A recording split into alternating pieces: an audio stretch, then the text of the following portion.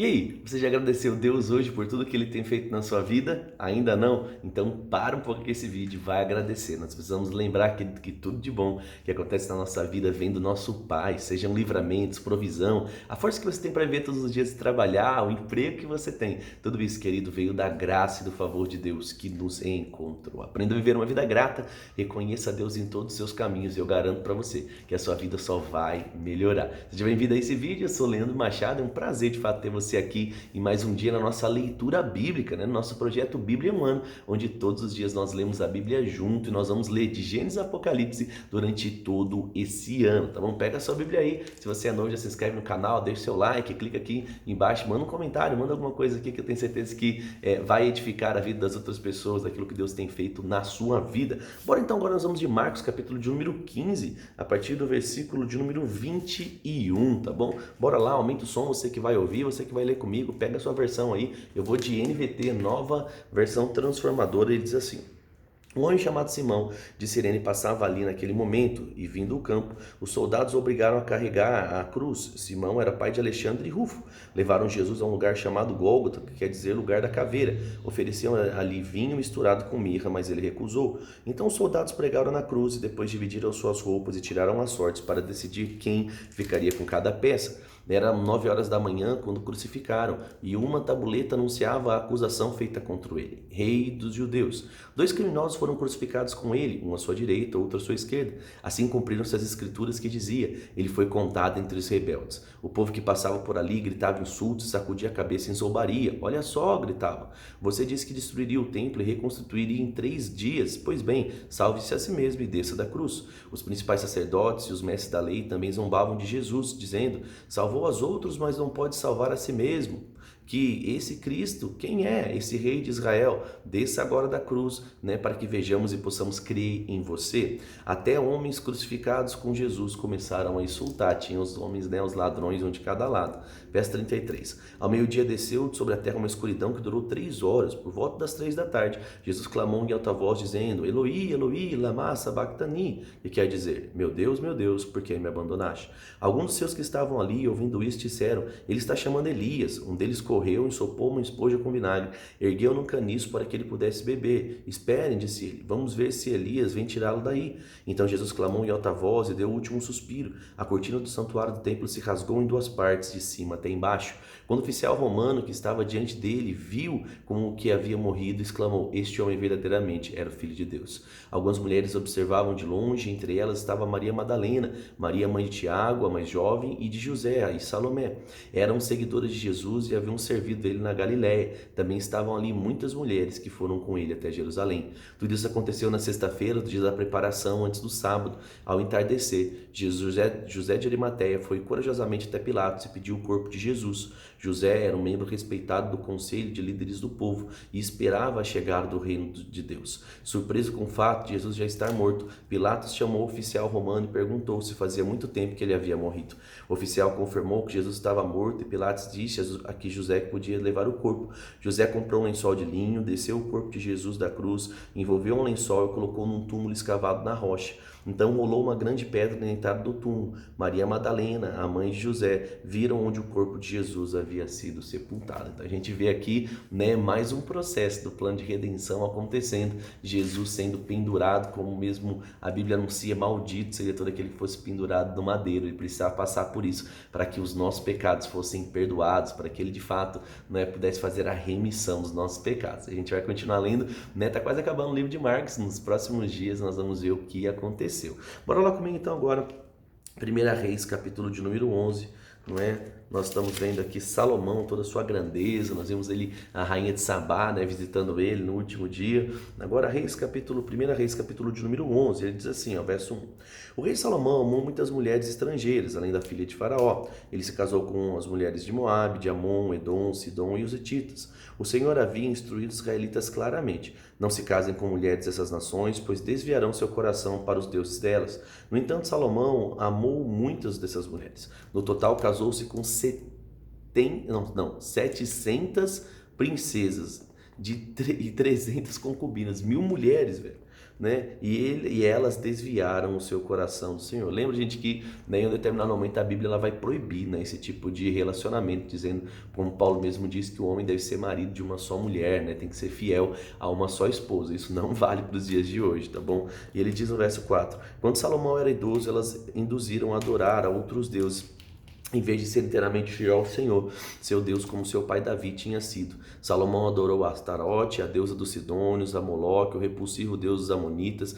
Com isso, Salomão fez o que era mau aos olhos do Senhor. Recusou-se a seguir inteiramente o Senhor, como seu pai Davi tinha feito. No monte que fica ao leste de Jerusalém, chegou a construir um lugar de culto para Camus, o repulsivo deus de Moabe, e outro para Moloque, o repulsivo deus dos Amonitas. Salomão construiu esses lugares de culto para que suas esposas estrangeiras queimassem incenso e oferecessem sacrifício aos deuses dela. Então, cuidado com quem você se relaciona, porque pode tirar você dos caminhos do Senhor. O Senhor se irou com Salomão porque o coração dele tinha se desviado. O Deus de Israel, que lhe havia aparecido 2 vezes, lhe tinha advertido que Salomão especificamente de que não adorasse outros deuses, mas Salomão não obedeceu à ordem do Senhor. Por isso o Senhor lhe disse: uma vez que não cumpriu minha aliança, desobedeceu os meus decretos, certamente tirarei de você o reino e entregarei a um dos seus servos, mas por causa do seu pai Davi não farei isso enquanto você estiver vivo. Tirarei o reino de seu filho, e ainda assim não tirarei dele o reino inteiro. Deixarei que governe sobre uma tribo, por causa do amor que tenho a Davi, a Jerusalém, a cidade que escolhi. Então o Senhor levantou um edomita Hadad, da família real de Edom, para ser adversário de Salomão. Anos antes, Davi tinha derrotado Edom. Joabe, comandante do exército de Davi, tinha ficado para trás a fim de enterrar alguns soldados israelitas mortos na batalha. Enquanto estavam ali, mataram todos os homens de Edom. Joabe e o exército de Israel tinham permanecido ali 6 meses, até matarem todos os edomitas. Contudo, Hadad e alguns dos oficiais de seu pai conseguiram fugir e seguiram para o Egito. Na época, Hadad era bem jovem, partiram de Midian e foram para Parã, onde outros se juntaram a eles. Em seguida, foram ao Egito e se apresentaram a Faraó, o rei do Egito, que lhes ofereceu casas, sustento e terras. O faraó se agradou de Hadad e lhe deu um casamento com sua cunhada, a irmã da rainha Táfnis. A esposa de Hadad deu à luz a um filho chamado Genubate. Táfnis o criou na sua casa, na casa de Faraó, entre os próprios filhos de Faraó. Verso 21. Ele diz: quando chegou Hadad no Egito, a notícia de que Davi e seu comandante Joabe estavam mortos, né, ele disse ao faraó: deixe-me voltar para minha terra. Por que? Perguntou o faraó. O que lhe falta aqui que queira voltar para sua terra? Não me falta nada, ele respondeu. Ainda assim, peço que me deixe voltar. Deus também levantou Rezon, filho de Eliada, para ser adversário de Salomão. Rezon fugiu do seu senhor, não é? Hadadezer, rei de Zobá, e se tornou um líder de um bando de rebeldes. Depois que Davi derrotou Hadadezer, Rezon e seus homens fugiram para Damasco, onde Rezon se tornou rei. 25.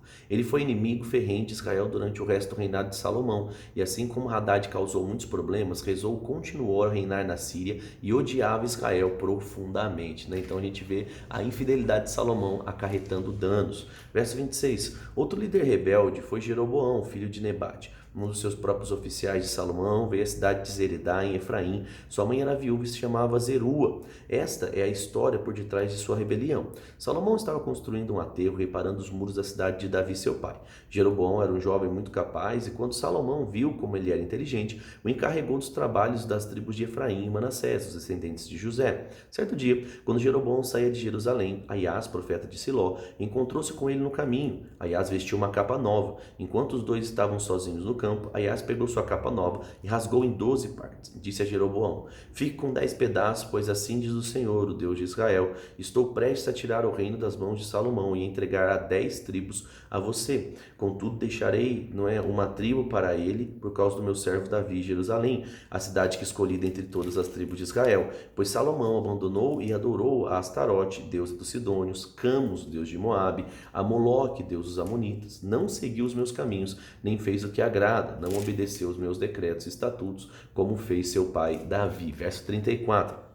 Contudo, não tirarei o reino inteiro de Salomão agora, por causa do meu servo Davi. Olha que interessante, Deus não é fiel a Salomão, Deus é fiel a Davi, né? Então olha como a vida de Davi, mesmo tendo errado, os acertos e o coração dele fez com que aquela aliança que ele tinha, tão genuína, continuasse a afetar ainda a vida de Salomão.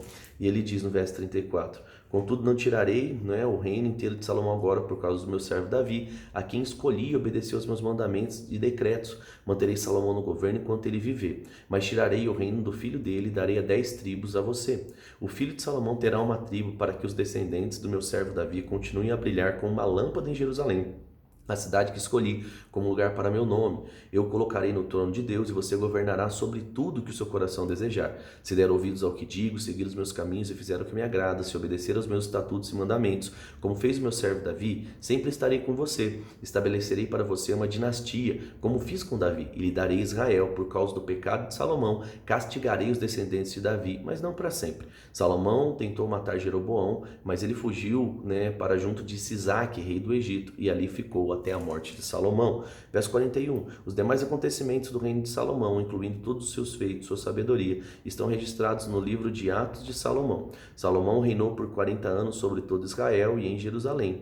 Quando morreu, se reuniu aos seus antepassados e foi sepultado na cidade de Davi, seu pai. Seu filho Roboão foi o seu sucessor. Então olha que doido, a gente podia ver de fato uma história terminando muito bem, a gente podia ver aquele que foi tomado de maior sabedoria, de fato crescendo, prosperando, desfrutando do melhor, mas porque ele casou errado, ele começou a desrespeitar a lei do Senhor, casou com mulheres que não deviam, elas dobraram o coração dele, ele adorou outros deuses, quebrou a aliança e a gente vê o fim ruim. Lembra que tudo existe consequência, toda ação ela vai produzir uma grande colheita, tá bom? Bora lá então, Oséias capítulo de número 13, nós estamos quase partindo aí, para o fim de Oséias. Nós vamos terminar aí nos próximos dias vários livros e começar outros. E a gente vê a ira do Senhor. O Senhor estava irritado com Israel, porque Israel mais uma vez vira as costas para ele.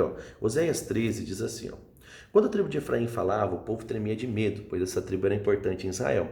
Mas pecaram ao adorar Baal, e com isso, Baal, e selaram a sua destruição. Agora continuam a pecar e fazer ídolos de prata, imagens modeladas por mãos humanas. Ofereçam-lhes sacrifícios, eles dizem. Beijem os ídolos em forma de bezerro. Por isso, desaparecerão como a neblina da manhã, como orvalho à luz do sol, como palha soprada pelo vento, como a fumaça que sai pela chaminé. Eu sou o Senhor, seu Deus, que os tirou do Egito. Vocês não reconhecerão outro além de mim, pois não existe outro Salvador. Cuidei de vocês no deserto, naquela terra seca e sedenta, mas depois que comeram e se saciaram, ficaram orgulhosos e esqueceram de mim. Agora os atacarei como um leão, como um leopardo espreita no caminho, como uma ursa do qual roubaram os filhotes, arrancarei seu coração, como uma leoa faminta os devorarei, e como animal selvagem os despedaçarei.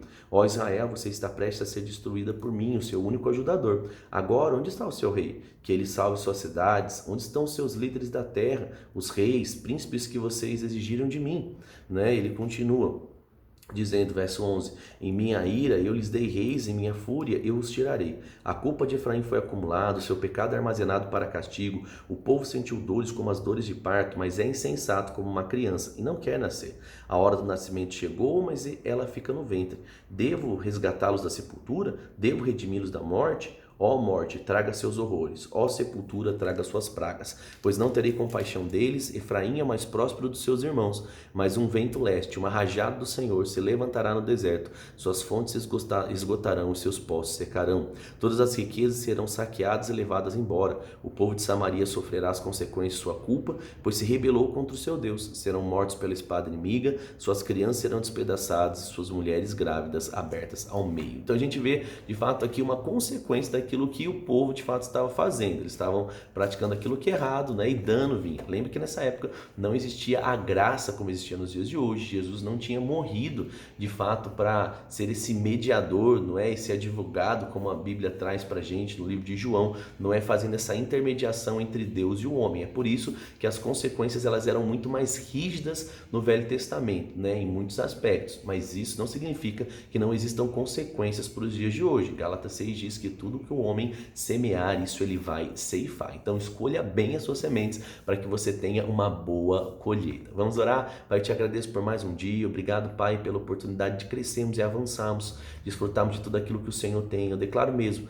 que iluminados sejam os olhos e a mente do nosso coração, para que nós possamos, ao entender, Pai, as suas escrituras, que nós possamos compartilhar, Pai, e isso, viver isso e assim tocar a vida de pessoas. Obrigado mesmo por pelo Teu Espírito Santo, por falar ao nosso coração, ser o nosso professor. Te agradeço mesmo pela liberdade que nós temos, Pai, de ler a Bíblia, de crer no Senhor, de praticar a nossa fé, né, no nosso país. Como isso, Pai, é muito, mas muito importante para a gente. Te agradecemos por tudo, no nome de Jesus. Amém. Amém? Lembre sempre de ser grato ao Senhor. Escreve aqui embaixo o que mais chamou a atenção sua hoje. Foi o juízo, a justiça se manifestando? Foi o erro de Salomão? Foi ali a crucificação de Jesus mesmo sem errar nada? O que é que chamou a sua atenção? Escreve aqui, compartilha, manda lá no grupo do WhatsApp da sua família, né? Chama o pessoal, fala, pessoal, vamos ler a Bíblia lá junto com a gente todos os dias. Eu tenho certeza que é um pouquinho de tempo, né? Bem rapidinho, e vai produzir uma grande transformação. Um grande abraço, fique com Deus e até amanhã.